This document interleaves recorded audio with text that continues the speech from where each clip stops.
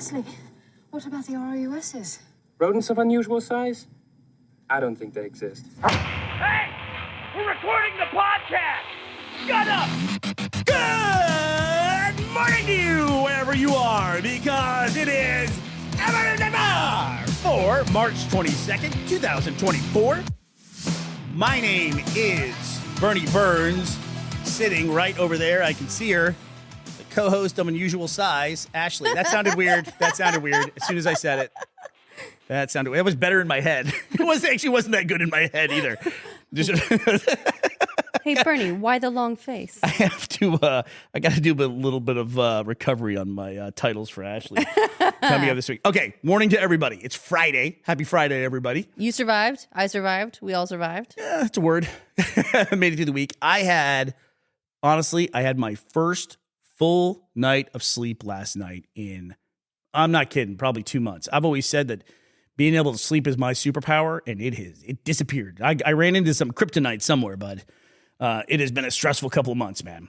And had my first full night of sleep, so I feel great. Yeah, I thought you loaded yourself up with melatonin or something, because whenever I rolled over, you were actually asleep. Whereas I don't know how long it's been. Every time I wake up, just long enough to roll over, reposition, whatever, you're always awake. Yeah. And I've been worried about you. So I was so glad that you actually got some sleep last night. Are you feeling rested? I'm feeling very rested. I did not have melatonin, by the way. Did you know melatonin is not legal in the UK?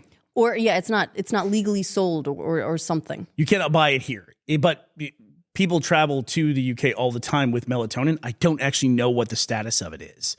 I just know you cannot buy it here. Melatonin is like what would you call it? Homeopathic method of it's some sort of vitamin or supplement thing. But basically, if you take it before bed, it's usually in is it herbal gummy form is or it something. Herbal? And it knocks you out. Herbal. It's the herbs. But I've never really liked taking it, because while I do sleep, I get this weird sensation of when I need to wake up, it's like you have to swim for the surface. And you get this resistance to waking up. And then when I wake up, I feel groggy and gross. And while I'm asleep, I have the weirdest dreams that I don't feel like I'm actually getting proper rest. Maybe you're explaining why it's not legal here. All right. Well, we have to cover a lot of things today for Follow Up Friday, so it's going to be a jam-packed, super fast episode today. Before we start, I do want to say thank you to Jim L. for making this episode ad-free for the rest of our listeners. Thanks, Jim. Thanks, Jim. Sponsorship does not equal endorsement. All right. Jumping into Follow Up Friday, do you mind if I go back on a couple things real quick? Take us back. First thing is, we did talk this week about not yucking people's yums. Yes. I don't want to put a yuck in anyone's yum. Did I say it right? Yeah. And a couple weeks ago, I did say that I had seen the movie Spaceman, and it really wasn't my thing, and I was looking forward to it, and it was kind of disappointing. But I do like low-budget, mid-budget sci-fi, and I went back to check on it to see how it's doing, and I did see in the movie's subreddit on Reddit, publicly traded Reddit, by the way. Right. We'll talk about that next week. Wow. Yeah, let's talk about that next week. I did see that it has found its audience, which makes me happy. There are a lot of people who found it, and it seems to be people who have had some grief-full event in their life, which was very impactful on them. This movie really spoke to them. And I'm glad that people who have had that experience have now found something that speaks to them. And something that really resonates. That's great. And I'm always happy when, somebody does an artistic move and it pays off and people can find it. I'm happy about that.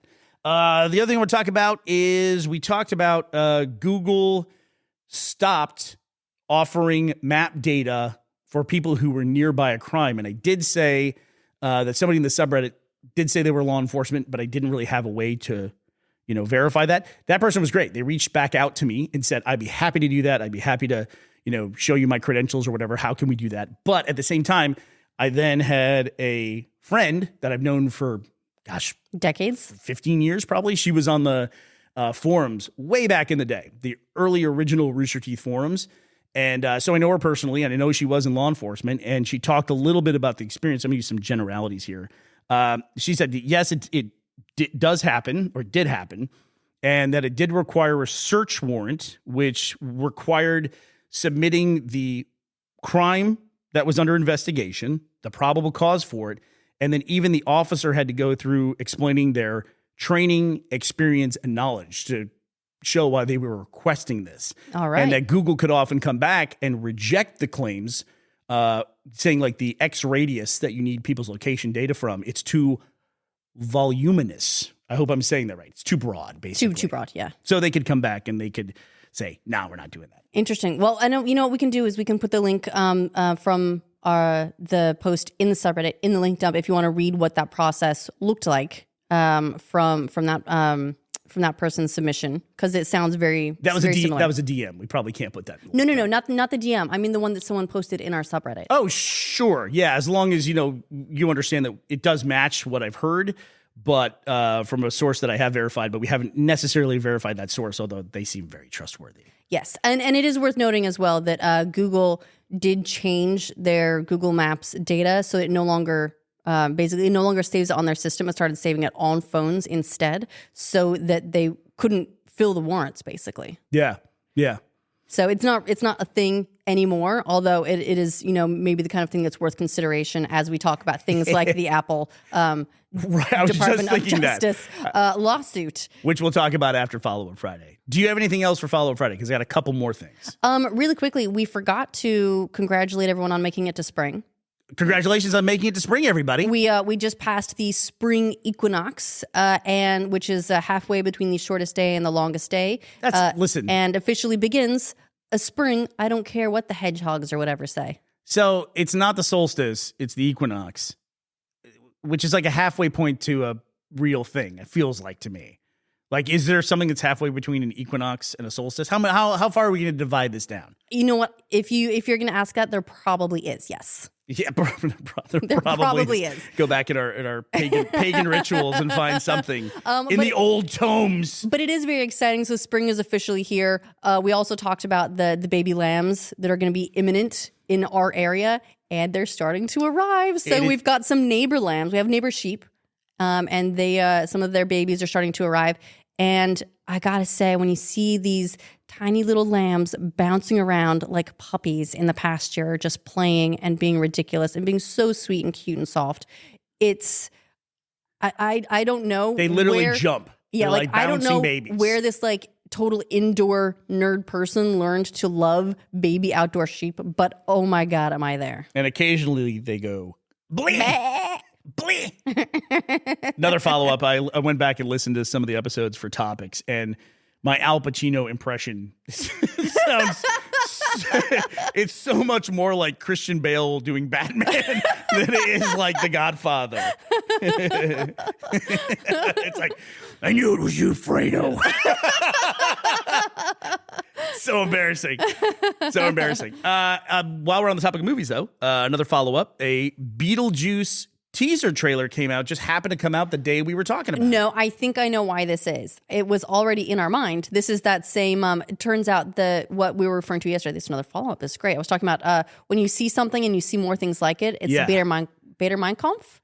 And the reason that the Beetlejuice trailer just came out and we're like, oh my God, I was just thinking about this, is because just prior to that, they released these like first look images. Oh. So it was already on our mind. It was already in our consciousness. So you're saying we fell prey to the media cycle without even realizing that we were part of it.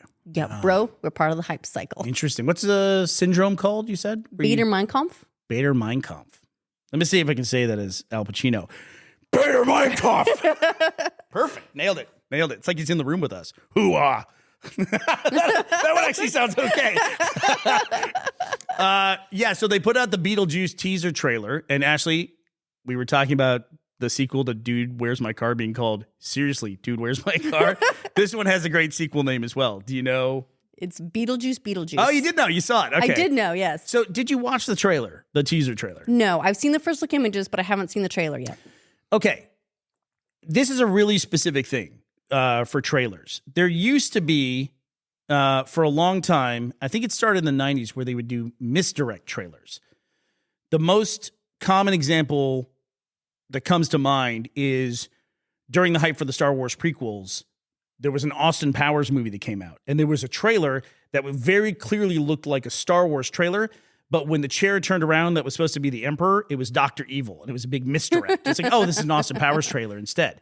And I feel like the Beetlejuice trailer leans into that, because Winona Ryder doesn't appear until way later in the trailer, and then Catherine O'Hara right at the end. They were in the first movie. And then Beetlejuice, spoiler, appears at the end of the trailer.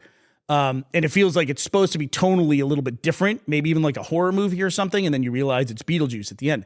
I feel like that shouldn't exist in the modern era because 90% of trailers are watched on YouTube, where I have literally clicked on Beetlejuice teaser trailer March 2024, you know? Yeah. So you can't have the misdirect when you've got the title of the file playing in front of you. Right, like it's almost like a bygone era.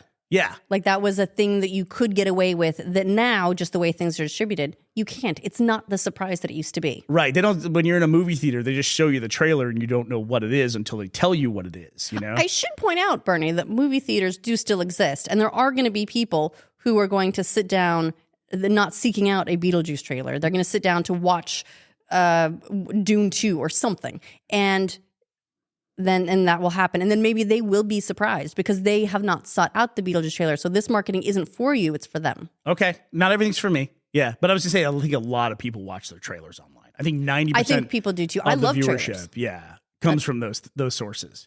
And while we're talking about Beetlejuice, this reminds me of, especially because it's all Beetlejuice. If for some reason you don't know how that works, when you say Beetlejuice's name 3 times, he appears. And Beetlejuice is like this, Like trickster, prankster, tricky. He's like a no good Nick. He's like an afterlife prankster, like an imp. I don't really know what he is, but he appears when you say his name 3 times. And Community, the television show, did one of the best bits of all time, which you got to give props for. This was like a multi-season joke. Yeah, it was seasons 1, 2, and 3, where in the first season, they said the name Beetlejuice. In the second season, in some episode, they said Beetlejuice again. And then the third time they said it, over the course of 3 years, when it's said on the screen the third time, a guy in a Beetlejuice costume walks by in the background. That's a great bit. Do you think they knew? Like, do you think they planned? Like, how far out do you think they planned it? Was it after the second time they said Beetlejuice and they're like, okay, next time we say Beetlejuice, we have to do a thing? Or if it was when they were writing the third one, they were like, I wonder if we've said this before, and then went back and checked the transcripts or the scripts and were like, you guys. When are you ever going to mention Beetlejuice in like the mid 2000s unless you're a Beetlejuice fan? So I would imagine probably after the first one, they were like, oh, we got a chance to do a really funny joke. Well, so far we've said it enough to summon an entire Beetlejuice army. But actually, we're victims of the media cycle. So here's so Bernie, here's my question to you. Yeah. In the trailer, how many times did they say Beetlejuice before he appeared? I don't know. I don't think they said it at all. I don't think in the trailer they said it. In fact, I don't know if there's any dialogue until Beetlejuice says something. I don't recall. Well, that's a missed opportunity. I feel like I've said it too many times. I got to watch my back now. Be around here. All right. So let's talk about modern stuff. Let's talk about current events, Ashley. Yes. So the Department of Justice has lodged a lawsuit against Apple for monopolistic behavior. They are alleging that Apple is basically using its ecosystem to stifle competition. And what's really interesting about that to me, Bernie, is this sent me down a couple of rabbit holes because I was curious like what that meant. I didn't know that Apple was so dominant in terms of ecosystem. And so I looked this up. This is just from the Wikipedia article for the usage share of operating systems. Now for smartphones and mobile devices, actually Apple iOS has 29.3% of the market share. Oh, so let's call it 30%. 30%, and Android has essentially the other 70%. Yeah, and they're targeting Apple. This is interesting to me. Well, it makes sense to some degree because I guess the difference being that Apple, that iOS, that is one company.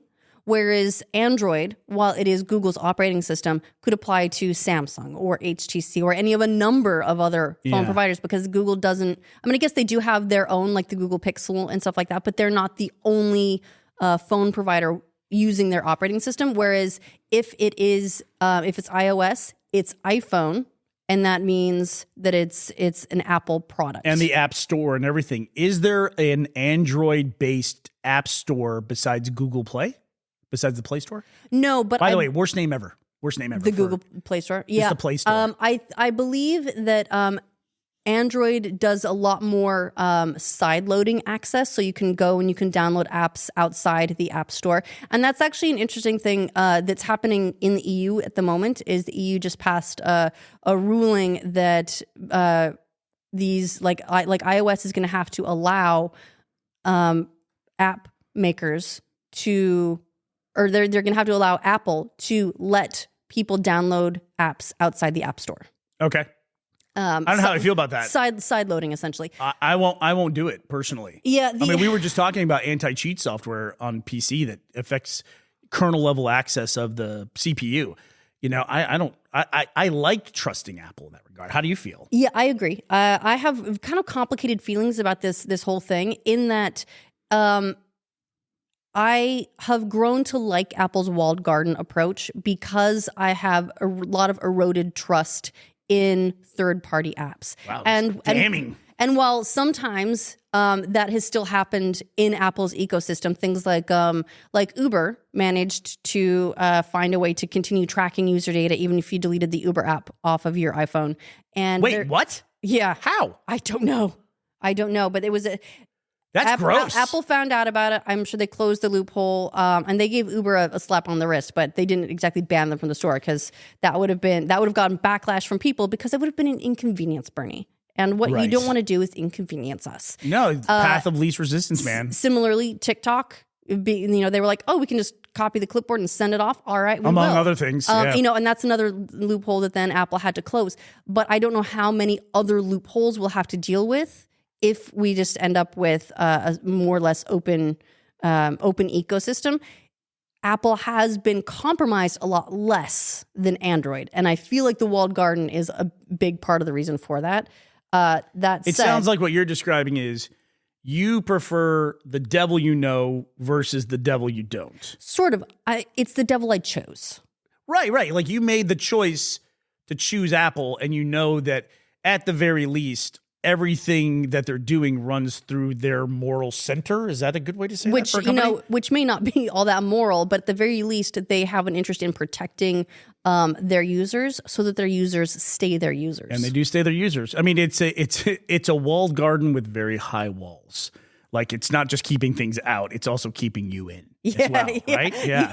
Yeah. It's a prison with flowers and blue text messages. Yeah, and the blue text messages is one of the things that I think the Department of Justice is harping on the most. Yeah. And because that's something that like we all. We don't know the tech underpinning the whole thing, but we're like, yeah, remember all the jokes we always made about you start a group chat, and then as soon as someone turns the whole thing green, they're getting booted because that's just too much of an inconvenience. People will stop talking to you. Yeah. They literally will boot you from a group chat because it ruins everyone else's experience. Yeah, I have advice for that for everybody. Install WhatsApp. Trust Facebook instead. Yeah. I mean, most people outside of the U.S. use that anyway, and it has most of the features of iMessage. It's just that iMessage users are very stubborn and won't leave. If I'm being 100% honest, I have made several attempts to leave that walled garden of iOS. And the reason why I felt like I was unsuccessful was because of iMessage and the blue messages. I'm perfectly honest, And so that would be something where I have been affected by, look at me, man. I'm affected by anti-competitive practices and by the media cycle. What do I have left, Ashley? What do I have left? And the cats. Are these even my thoughts? This is just what they're telling you to So, think. Madam Forewoman of the jury, in the case of the United States versus Apple, how do you find? Oh, let me check my phone. I don't know. With only 30% market share, antitrust feels like a wild thing to be swinging against Apple. I do have complaints about the rake that they take, but I've got that complaint against every platform, Amazon and Twitch, Google and YouTube. Yeah, I don't think that's not isolated to Apple. 30% just to distribute other people's products seems steep to me. Here's a good example. We're looking at Patreon lately. Patreon's a 12% rake plus credit card fees, which are like another 2 to 3 on top of that. That's low enough, path of least resistance, that's low enough for me to go, look, I don't want to build out a credit card billing system. And more importantly, I don't want to store people's credit cards and have that. That's a good way to do that. And just for full disclosure as well, one of the most attractive things to online services is whether or not people have already put their credit cards into that system and trust it. If you make a whole new system, it's really hard to get people to trust putting their credit card into it, even in this day and age. And that's why people use stuff like, even on checkouts now, Apple Pay, which is another rake. Or Amazon Pay, or Google Pay, or any of those where you've already given them your stuff. I believe it's in the lawsuit as well. One of the complaints is they won't let third-party wallets work on an iPhone as well. So this is that market share for the OS is one thing, market share for the hardware is another thing, but you combine the two and then you got a problem on your hands. All right, anything else today? Any other follow-ups? Any other comments about Apple or current events going on out there? No, but I'll be very curious to think. I might make this the question on Spotify today because I'm curious what other people will have to think about this. I'm not an expert. I'm interested in this. I'm just a normal guy. Just a curious person. All right. Well, I will very rarely plug my own personal social mediums. Media. But at Burnie on Instagram and on X. I won't post on X, but it's at Burnie on pretty much everything. I will be posting this weekend so many videos of lambs in Scotland. If you're interested in that, that's where it's going to be. We're not going to put that on the Morning Somewhere Instagram, which is... I might steal one for the Morning Somewhere Instagram, which is Morning Somewhere. At Morning Somewhere. So if you want to see that stuff, those are your destinations this weekend. I tell you what, while we're promoting socials, yo, if you like this podcast, make sure you drop us a follow. Don't forget to like and subscribe. Like and subscribe, bro. Like and subscribe. Click the bell. All right, well, that does it for us this week, ending March 22nd, 2024. We will be back to talk to you on Monday. We hope you'll be here as well. Bye, everybody.